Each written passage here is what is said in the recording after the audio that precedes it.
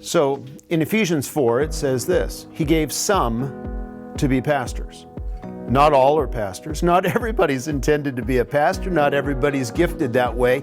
God was generous to us that He made some to be pastors. God's birthed some great vision in my heart. I see Bethel going places it's never went before. He gave some to be pastors to equip God's people for works of service.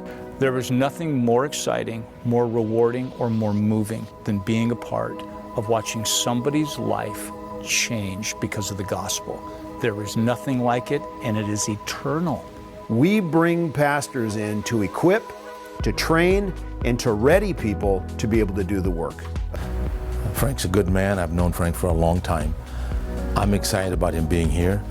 I really believe he's going to make an incredible impact in that whole region, not just that community, not just in that church, but in that whole region. And I'm excited to see what God is going to do through this mighty man and woman of God in that area. The installation service is a really important time for the church to celebrate. Obviously, selecting a new pastor is a big deal. And he doesn't just take an office and assume the pulpit, but there needs to be some kind of a celebration that takes place for the church. Installation and laying a mantle of authority on myself and on Laura is special. What we are doing is it's honoring.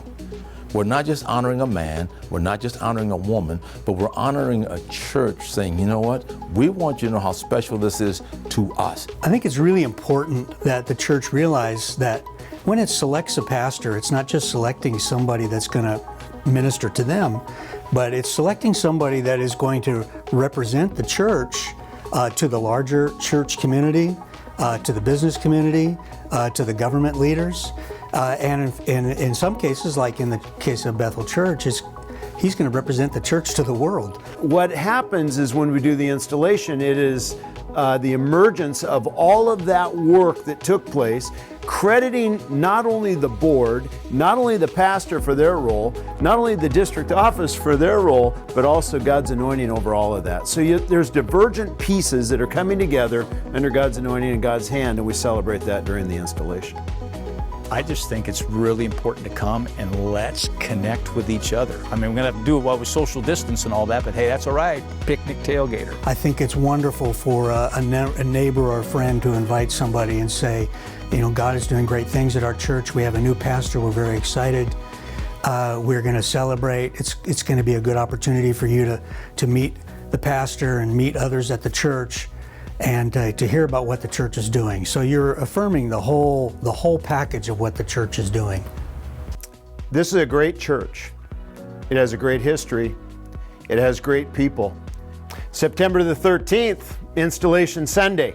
Valerie and I have been looking forward to this event since March. We cannot wait to come back to the friendly confines of Bethel Church, San Jose, Santa Clara, be with you for the installation of your new pastor. Can't wait to see you on that day.